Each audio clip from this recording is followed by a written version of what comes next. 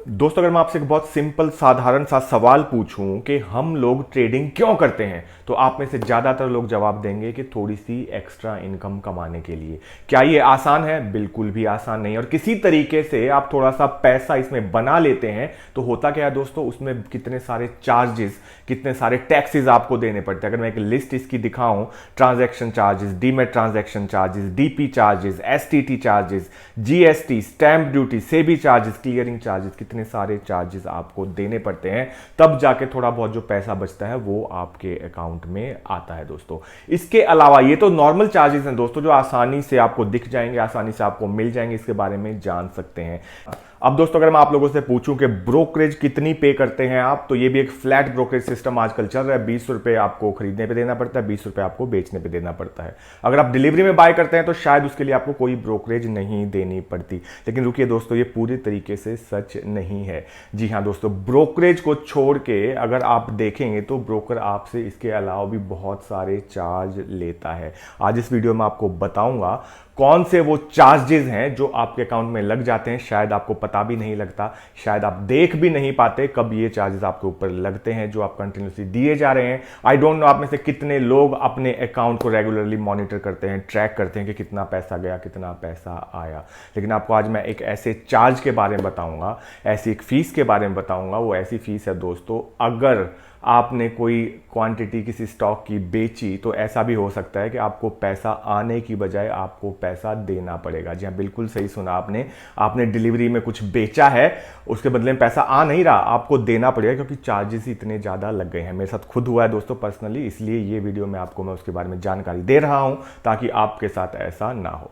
तो दोस्तों, मैं बात कर रहा हूं प्लेज अनप्लेज चार्जेस की। काफी टाइम से ये चल रहा है कि शेयर्स को प्लेज कीजिए, शेयर्स को गिरवी रखिए, फिर मार्जिन ट्रेडिंग कीजिए। सुनने में बहुत अच्छा लगता है दोस्तों, लेकिन इसके पीछे के जो चार्जेस हैं, अगर आपको वो पता लग जाएंगे, एक बार सामने से दिखाई दे जाएगा आपको 28 रुपए एक बार, 28 या 30 रुपए प्लेज अनप्लेज चार्ज लगते हैं। लेकिन पूरा सच अगर आप इसका जान लेंगे तो यकीन मानिए, जिंदगी में कभी, जी हाँ दोस्तों, जिंदगी में कभी आप प्लेज अनप्लेज या मार्जिन ट्रेडिंग के बारे में सोचेंगे भी नहीं दोस्तों। जैसा कि आप लोगों को पता होगा कि अगर आपको मार्जिन ट्रेडिंग करनी है तो आपके अकाउंट में जो भी शेयर्स हैं, जितने भी शेयर्स हैं, वो आपको गिरवी रखने पड़ेंगे, प्लेज करने पड़ेंगे एक तरीके से ब्रोकर के पास, तभी आप मार्जिन ट्रेडिंग कर पाएंगे दोस्तों।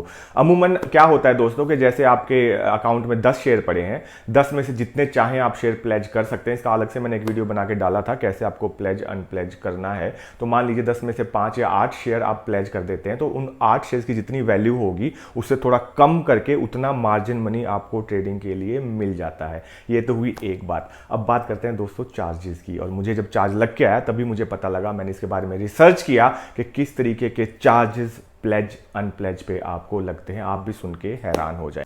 तो सबसे पहले मैं बताता हूं आपको प्लेज अनप्लेज के चार्जेस लगते कैसे हैं। वो ऐसा नहीं है दोस्तों, आप अगर नेट पे जाके देखेंगे, आप वेबसाइट पे जाके देखेंगे तो आपको लिखा मिलेगा पर स्क्रिप्ट 28 या 29 रुपए पर स्क्रिप्ट आपका चार्ज लगेगा। इसके अंदर भी एक एस्टेरिस्क साइन है। अगर आपका अकाउंट नॉर्मल है तो आपको पर स्क्रिप्ट लगेगा 28 से 30 रुपया, जीएसटी वीएसटी मिला के। अगर आपका बीएसडीएम अकाउंट है, जो कि एक दूसरा अकाउंट होता है जिसमें मंथली आपको मेंटेनेंस चार्ज नहीं देने पड़ते, तो आपको लगेगा 60 रुपए एक का, यानी कि डबल। तो ये चीज आपको ध्यान रखनी है दोस्तों। अब बताता हूं चार्ज लगता कैसे है। चार्ज लगता ऐसे है, मान लीजिए आपने एक स्टॉक को प्लेज किया, एक स्टॉक को प्लेज किया मतलब कि टाटा मोटर का एक स्टॉक आपने प्लेज किया।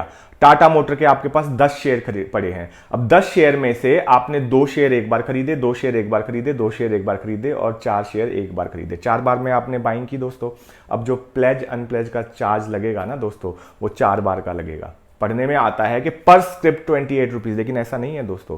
जितनी बार में आपने खरीदा है ना दोस्तों, उतनी बार का ही आपके ऊपर चार्ज लगेगा। यानी कि अगर आपने 4 बार में खरीदा है पूरा वो 10 जो स्टॉक्स हैं आपके पास, 10 जो शेयर हैं टाटा मोटर्स के, तो 4 बार का प्लेज अनप्लेज चार्ज लगेगा, यानी कि 120 रुपए। 30 रुपए एक बार का लगाएंगे तो 120 रुपए आपके ऊपर चार्ज लगेगा। ये तो हुई प्लेज की बात। अब अनप्लेज की बात। अब मान लीजिए जब भी आप इस स्टॉक को बेचेंगे, टाटा मोटर के स्टॉक को जब भी आप बेचेंगे, 10 शेयर आपने बेचे, दोबारा से आपको 4 बार, क्योंकि आपने 4 बार में अलग अलग खरीदा था, एक साथ तो काफी लोग नहीं खरीदते, अलग अलग करके खरीदते हैं, तो 4 बार का चार्ज आपके ऊपर लगेगा अनप्लेज करने का भी।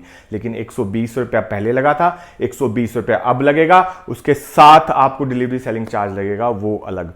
मतलब कि अगर आप 500 रुपए का शेयर बेच रहे हैं, 10 शेयर बेचे आपने 5000 के, तो तकरीबन 1000 रुपया चार्ज, 1000 से थोड़ा कम तो ऐसे ही कट जाएगा, आपके पास आएगा सिर्फ 4000 रुपया दोस्तों। अब दोस्तों इसी तरीके से इमेजिन कीजिए येस बैंक, जिसका भाव चलता है 12-13 रुपए, 14 रुपए, अगर वो स्टॉक आपने, आपके पास मान लीजिए 10 क्वांटिटी पड़ी है और आपने 3 बार में, यानी 3 एक बार लिए, 3 एक बार लिए, 4 एक बार लिए, तो 10 क्वांटिटी आपने अगर खरीद रखी है और गलती से कभी आपने उसको प्लेज कर दिया, अब आप उसको अनप्लेज करने जाएंगे, उसको बेच दिया अगर आपने 10 शेयर्स को येस बैंक के, तो क्या होगा दोस्तों? वही होगा जो मैंने बताया आपको 10 शेयर बेच के मिलना चाहिए कितना? आपको मिलना चाहिए 150 रुपये, लेकिन आपको मिलेगा कितना दोस्तों? मिलेगा आपको 150 रुपया बेचने का, उसमें से 30 रुपया 30 रुपया 30 रुपया 3 बार का अनप्लेज चार्ज 90 रुपये, 20 या 30 रुपया सिक्योरिटी सेलिंग चार्ज, उसके बाद टैक्स वगैरह लग के आपको मिलेगा मुश्किल से 10 या 20 रुपया दोस्तों।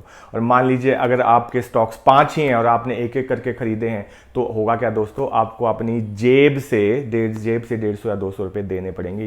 अब एक दूसरा एग्जाम्पल लेते हैं दोस्तों। दूसरा एग्जाम्पल ये कि मान लीजिए आपके अकाउंट में 5000 रुपया कैश रखा है और 10,000 रुपये का मार्जिन, और 10,000 रुपये का मार्जिन आया है 4 स्टॉक्स को प्लेज करके। 10,000 रुपये का मार्जिन आप यूज कर रहे हैं और कोई भी पोजीशन आपने कैरी फॉरवर्ड कर ली।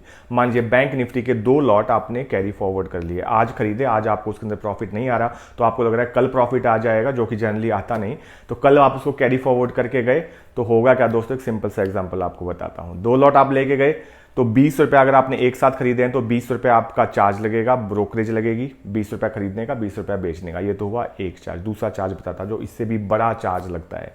4 जो स्टॉक्स आपने प्लेज कर रखे हैं, अगर आपने एक साथ उनको खरीदा है, जैसा मैंने पिछले एग्जांपल बताया यस बैंक में, अगर एक साथ आपने खरीदा है तो क्या होगा दोस्तों? एक बार वो होंगे अनप्लेज, आपने प्लेज करके रखा है पहले, लेकिन आप कैरी फॉरवर्ड करके गए तो वो एक बार अनप्लेज हो जाएंगे, यानी 120 रुपया उसके ऊपर चार्ज लग जाएगा अनप्लेज होने का। और दोबारा आपने कल पोजीशन स्क्वायर ऑफ कर दी, वापस से आपके अकाउंट में पैसा आ गया, लेकिन दोबारा से वो प्लेज हो जाएगा। तो शुरू में एक बार अनप्लेज हुआ, दोबारा से एक बार प्लेज हो गया, तो 120 240 रुपए तो फ्लैट यही चार्ज आपके ऊपर लग जाएगा। और बाखुदा अगर आपने इन शेयर्स को अलग अलग इंस्टॉलमेंट्स में खरीदा है, मतलब इन शेयर्स को आपने अगर 10 बार या 15 बार में खरीदा है, तो 10 गुना 30 रुपया मल्टीप्लाई कर लीजिए, 10 गुना 30, 300 रुपये आपका प्लेज का, अनप्लेज का चार्ज लग जाएगा, और 30 रुपये आपका प्लेज का चार्ज लग जाएगा। ये होगा अगर आप डिलीवरी में मार्जिन के ऊपर कैरी फॉरवर्ड करते हैं, तो ये चार्जेस आपके ऊपर लग जाएंगे। चलिए मैं आपको दिखाता हूं अपने अकाउंट में कैसे मुझे कैसे इसके अंदर चार्जेस लगे हैं दोस्तों, आपकी भी आंखें खुल जाएंगी ये देख के। तो दोस्तों मैं अपने अकाउंट में गया, यहाँ पे अकाउंट में जाके आपको जाना है ट्रेडिस एंड चार्जेस में, ये यहाँ पे दिखाई दे जाएगा, इस पर क्लिक किया, यहाँ पे 30 दिन में सेलेक्ट कर लेता हूँ, पिछले 30 दिन के चार्जेस। अब आप यहाँ देखिए, यहाँ पे साफ साफ दिखाई दे रहा है कि ट्रेड चार्जेस 16,144 और नॉन ट्रेड चार्जेस 1954 रुपये। अब इसके अंदर हम और डिटेल में जाके देख लेते हैं कि नॉन ट्रेड चार्जेस कौन से हैं दोस्तों। अब ट्रेड चार्जेस आप देख सकते हैं, ब्रोकरेज है जिसमें 10,000 ब्रोकरेज गई है एक महीने में, इंट्राडे में जो 10,394 रुपये गई है। इसके बाद टैक्स हैं दोस्तों, एक्सचेंज टर्नओवर चार्जेस 2051 लगा है, STT 1394 लगा है, GST 2240 लगा है, स्टैम्प ड्यूटी 60 रुपये लगा है। इसके अलावा देखिए नीचे दिखाई देगा नॉन ट्रेड चार्जेस, ये क्या लगे हैं ये देख लेते हैं। देखिए नॉन ट्रेड चार्जेस में क्या है दोस्तों? DP चार्जेस, यानी कि कोई भी शेयर आप डिलीवरी में बेच रहे हैं तो उसके DP चार्जेस 413 रुपये। इंटरेस्ट, जो मार्जिन ट्रेडिंग अगर आप करेंगे उसका इंटरेस्ट लगा है 31 रुपये। और सबसे खतरनाक चार्ज दोस्तों प्लेज अनप्लेज चार्ज 1510 रुपये, 1510 रुपये, जी 1510 रुपये प्लेज अनप्लेज चार्ज लगा है। 1500 का मतलब अगर 30 रुपये के हिसाब से भी आप कैलकुलेट करके देखेंगे तो खुद कैलकुलेट करके देख लीजिए कितनी बार मुझे प्लेज अनप्लेज चार्ज इसके अंदर लगा है दोस्तों। कुछ और स्क्रीनशॉट्स देखिए किस तरीके से प्लेज एंड प्लेज चार्जेस लगे हुए हैं। एक स्क्रिप्ट में 2 3 4 बार चार्जेस लगे हुए हैं। फंडा वही जो मैंने बताया था आपको कि अगर आपने एक बार में ख़रीदा है तो एक बार चार्ज लगेंगे, और अगर आपने अलग अलग क्वांटिटी खरीदी है तो अलग अलग आपके ऊपर चार्जेस लगेंगे दोस्तों, जो कि मैं नहीं समझता बिल्कुल भी ठीक है किसी भी ब्रोकरेज हाउस के लिए।